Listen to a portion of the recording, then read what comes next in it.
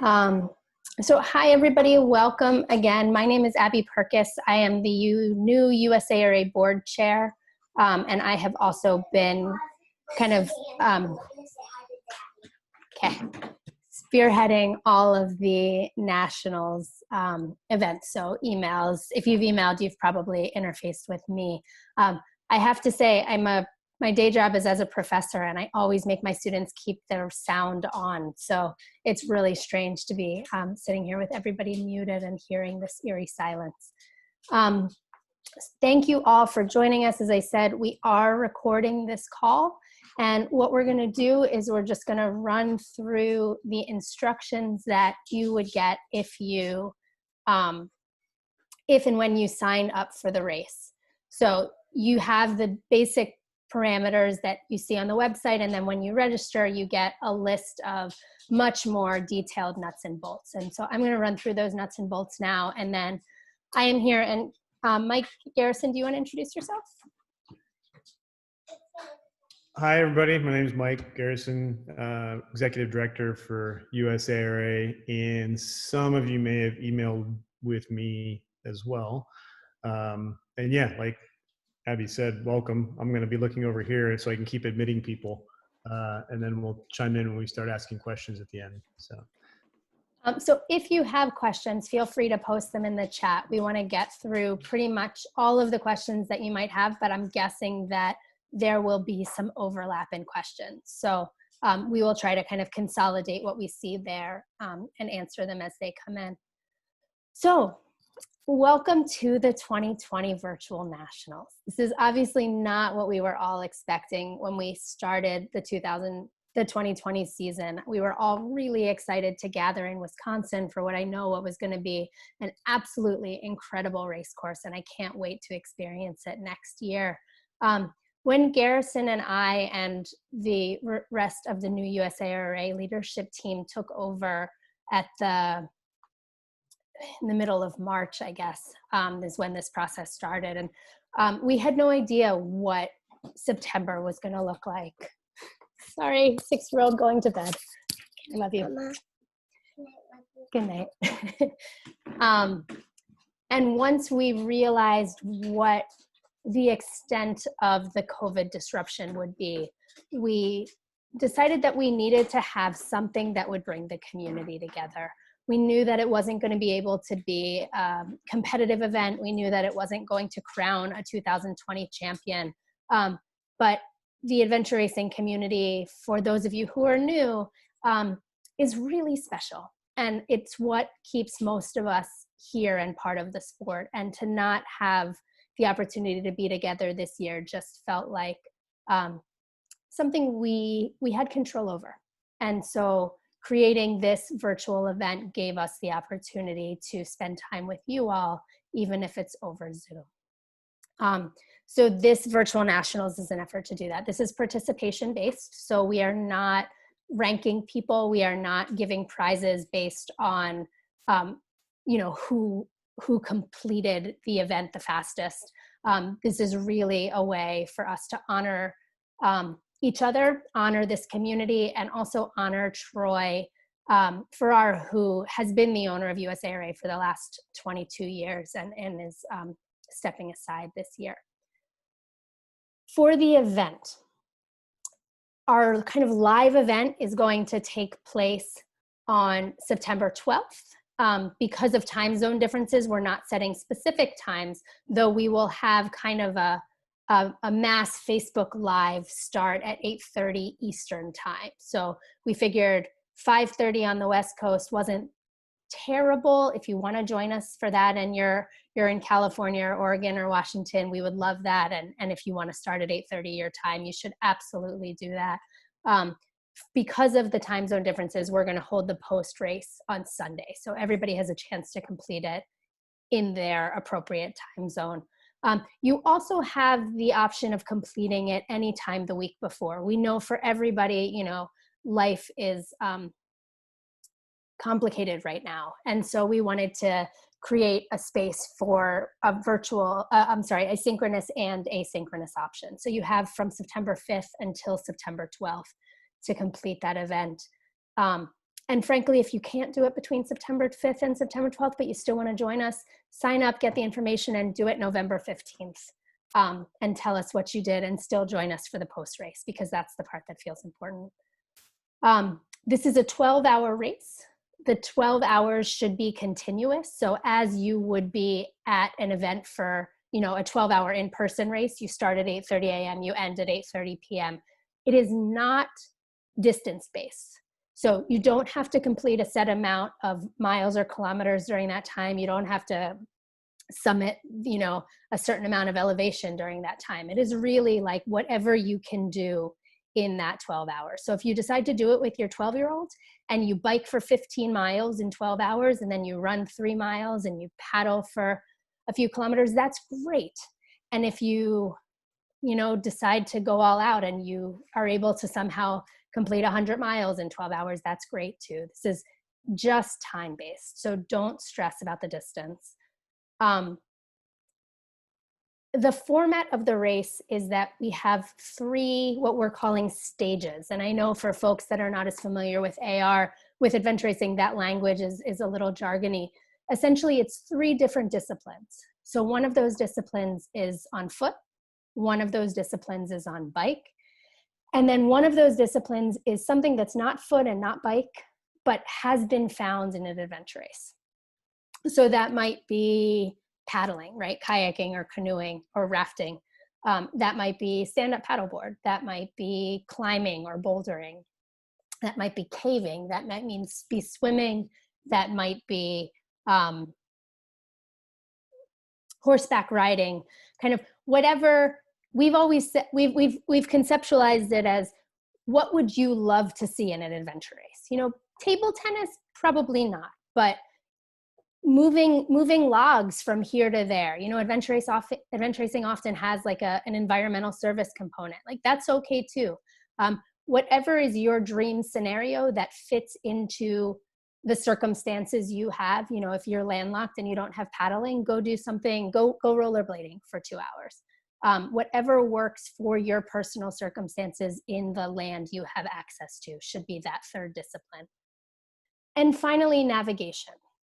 Right? Navigation is a huge part of adventure racing. And so we want navigation to be part of your virtual nationals experience. We're saying that at least 2 of the 3 legs has to have navigation in it.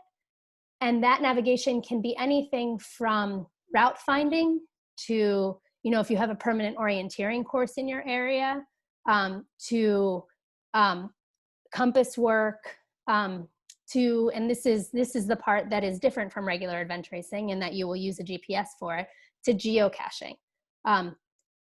If you are not doing, and I'll talk about this more in a second, a permanent or an established course in your area, then we are asking you to find 5 geocaches. Geocaching is a happy pastime for many people and an exceedingly frustrating pastime for many adventure racers, because it does not totally replicate the experience of navigating with a map and compass, but it's the best substitute we can find that is accessible to pretty much everyone anywhere in the world. And we have more details of what exactly geocaching is in the instructions, and if you have questions about that, you can feel free to ask in the chat. So 2 of your 3 legs should include some kind of navigation. For many of you, you will be building this course yourself, right? You will be kind of thinking about the land you have around you and saying, this is what I want to do. I want to spend 4 hours in this park, and then I want to spend 2 hours over here, and my bike is going to be connecting those 2. But if you are lucky enough to live in an area where a racer or race director has decided to put together a course for others to do, then you have the opportunity to do somebody else's kind of curated event. And in those cases, in some ways you can kind of throw the instructions out the window, because the race directors that are designing these sections are aware of the instructions. And so you can feel confident that what you're doing in their course suffices for, meeting the criteria of nationals. So right now we have 2 courses in the Philadelphia area. We have a course in the St. Louis area. We have 2 courses in Colorado.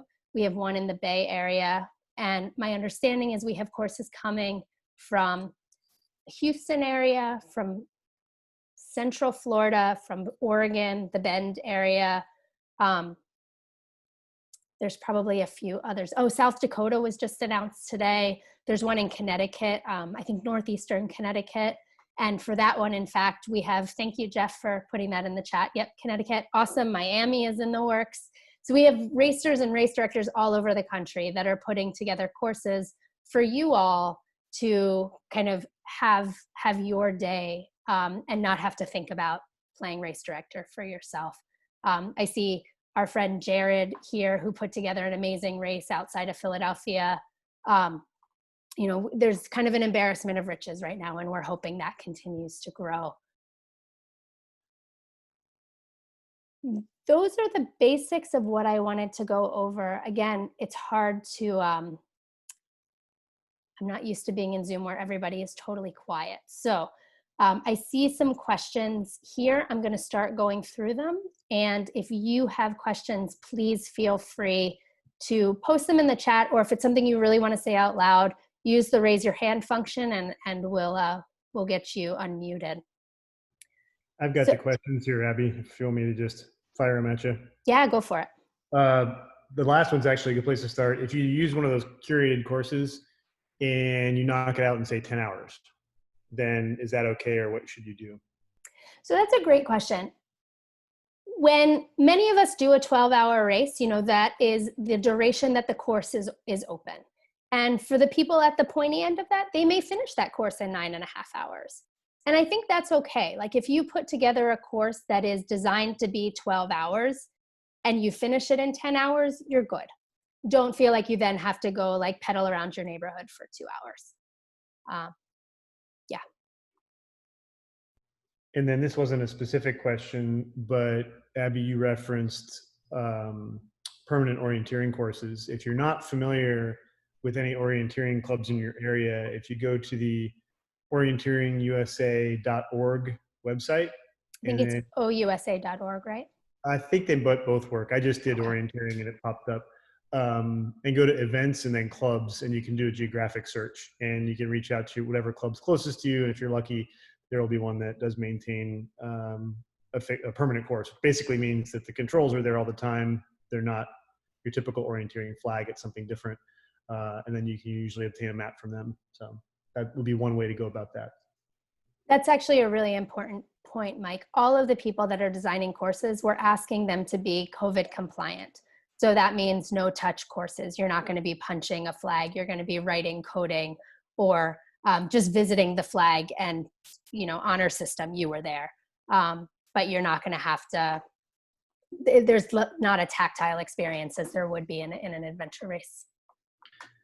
And then for those of you not aware, Abby and her husband Brent are Rootstock Racing, and they hosted the Lockdown Adventure Race earlier this year, which was a 21-hour event, but it was spaced out. But I've been racing for 20 years, and I still over-design some sections for myself.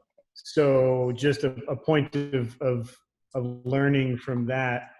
Be conservative if this is your first time doing it. Don't stress about the time. Make sure you design something that it's not like you think it's an hour and a half out and an hour and a half back, and then it takes you 4 hours to get out, and then it's going to take you longer to get back. You know, that we don't want anybody creating. I mean, if you want to create a sufferfest, we're not going to stop you, but that's not the spirit of the event. So better to be a little bit in the conservative side than to risk biting off more than you can chew.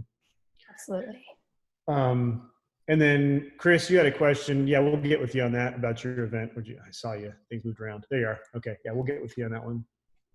Yeah, Chris, can we talk about that separately? It's a really good question, and we have a few other folks doing the same thing. So can you send us an email about that, or just, that's probably the best, Mike, right? Yep, that works. email.usara@gmail.com.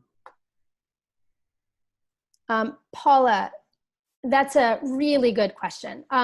Obviously, but in designing a virtual event, there is a level of risk because everybody's kind of doing it themselves.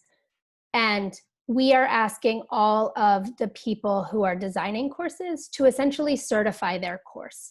And they're certifying that they have run it, that they have been to all of the checkpoints, and they can say to us that, like, in their instructions, they tell us, this road is really busy, so be really careful when you're there. Or this rapid is sketchy. If you're not comfortable running it, get out and portage around.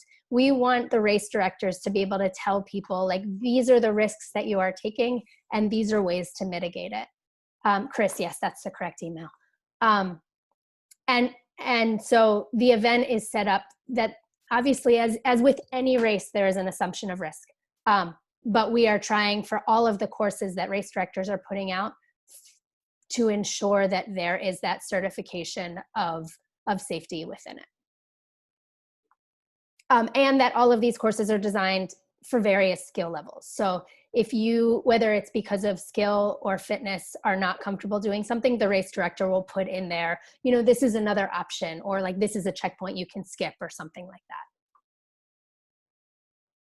Alex, great question on results. The run sign up page where you register after the 5th, which is the first day the event is open. Thank you, Paula. We have another Colorado course coming to us. After the 5th, so starting on the 6th, you can go back to that run sign up page where you registered, and there will be a place to enter your results. And the only number you're required to enter is the time of completion, but you also have the option of entering distance and elevation if you have those numbers. And this is on an honor system, so we're not asking you to show us pictures of your Garmin or Strava files or anything like that. Any other questions that we can answer, folks?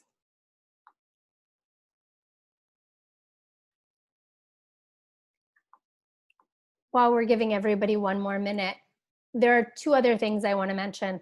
The first is that we are envisioning this as a community-based event, and that means that we are encouraging everybody, when you're in cell range, to go and post on the event Facebook page and tell us what you're doing, and share pictures and comment on each other's pictures. And we have an incredible social media captain who happens to be on this call, who will be, thanks Emily, who will be helping to facilitate this event and helping to make it feel like a community event. And in fact, some of the prizes that we have over 60 door prizes to give out from all of the amazing USARA sponsors. And those range from, like very high-end things like loop and headlights, to some nutrition, to other types of gear, to Tiger Balm recovery products. We also have, for everybody who's participating, the company The Right Stuff, which is a hydration drink, like an electrolyte drink. They're going to actually send everybody who's participating a sample so that they can use it during their race or during their training. But so I'm sorry, I got distracted by The Right Stuff. Some of those prizes are going to be given to folks for their social media presence. So we want you talking about this race on our social media page so that we can all engage with it as a community. So your picture gets the most likes, you get a prize. You post the longest story about your race, or the most number of posts, you get a prize. We really want, one of the things that feels most important to us is this community, far more than the competition piece. So we're giving prizes for that rather than the overall winner for the event. Quick answer to Stephen's question on cost. It's $55. That's an easy one. Do you want to explain what's in that $55? Yeah, so Stephen was asking what the cost is, and the cost is $55 each, which will include a t-shirt, a chance at the aforementioned prizes that Abby was just covering, as well as an annual membership for 2021 with USARA. Emily, I'm going to unmute you for a second. We're getting a couple questions of how we would like for people to engage on social media. Can you cover that? There you go. Okay. Hey, everybody. I'm Emily. I'm the social media captain, and I'm always looking for new team members too. So if social media is kind of your thing and you want to be part of the team, like get in touch with our general USARA email. So questions about how to post on social media. Our primary page is going to be the Facebook event page. So you'll find that by going to USARA on Facebook and then click on our events, and it's the Tiger Balm 2020 Virtual USARA Nationals presented by The Right Stuff. So in the discussion on that Facebook event page will be kind of our main virtual meeting point. But we'd also like, we'd definitely accept pictures and stories via Instagram. Our account there is US Adventure Racing. So if you just search for us on Instagram and friend us, we're actually becoming very popular in the last couple of weeks with all the adventure racing in the news. So it's great. Come join the family.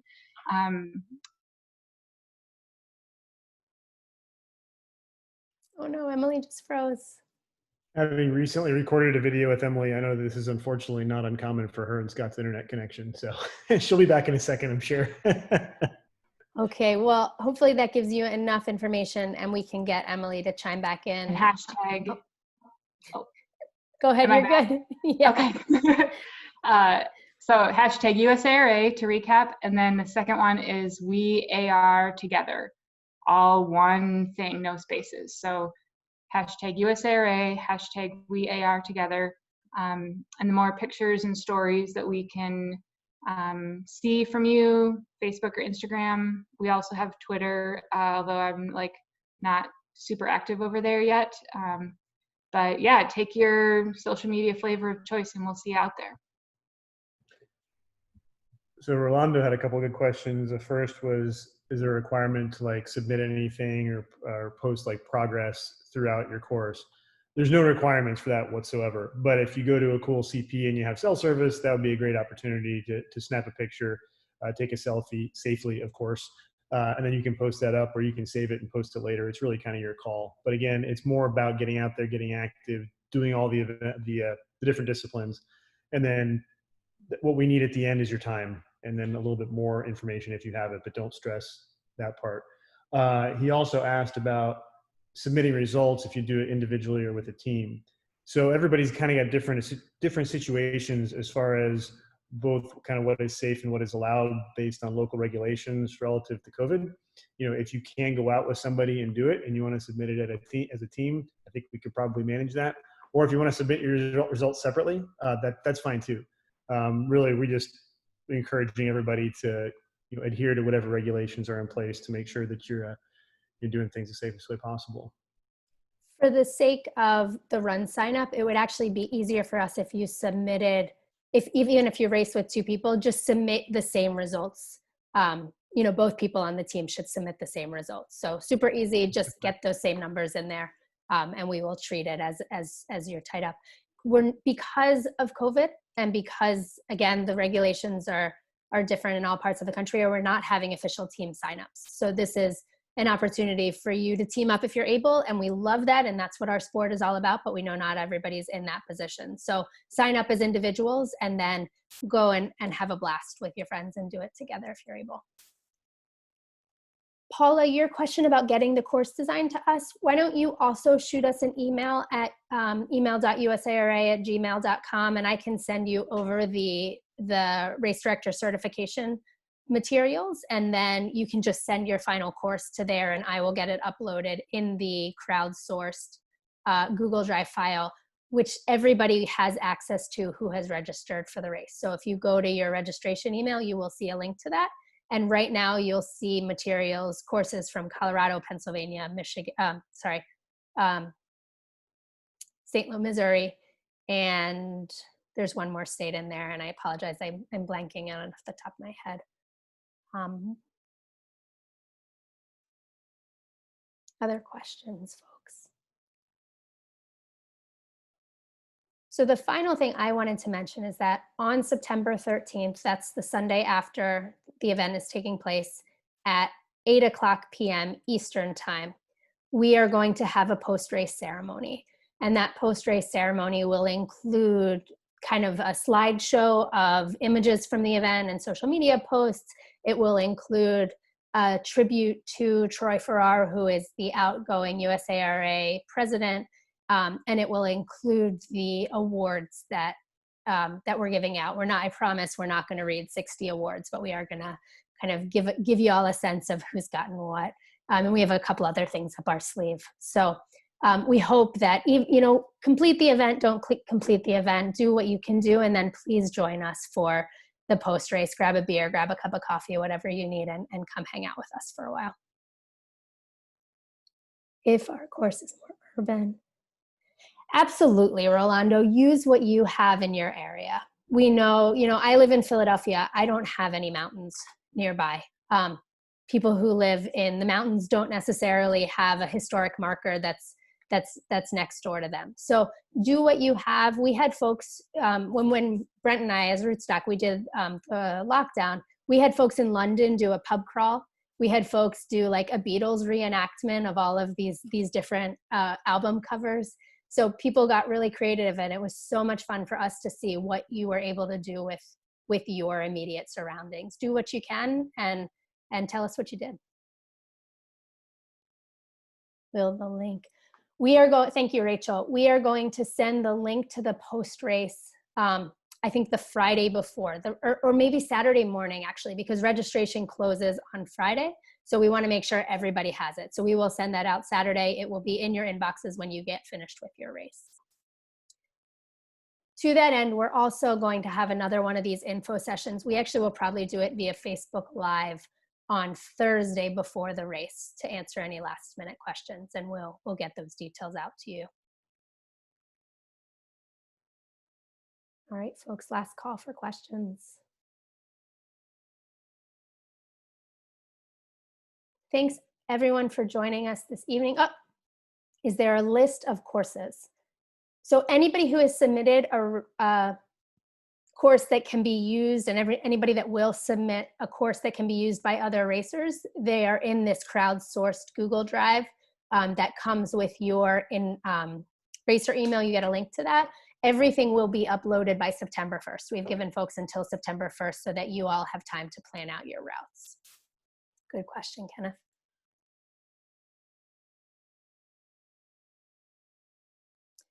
All right, well, oh, Rachel, bonus points for anyone who, we got some Eco Challenge dares on here. Bonus points for anybody who builds and pedals a Billy Billy for their third discipline. We will absolutely give a prize for a Billy Billy. I don't want, it's worth bonus points and I don't want any. You know what? Give us your best Eco Challenge shout out in your course and we will award a prize for that.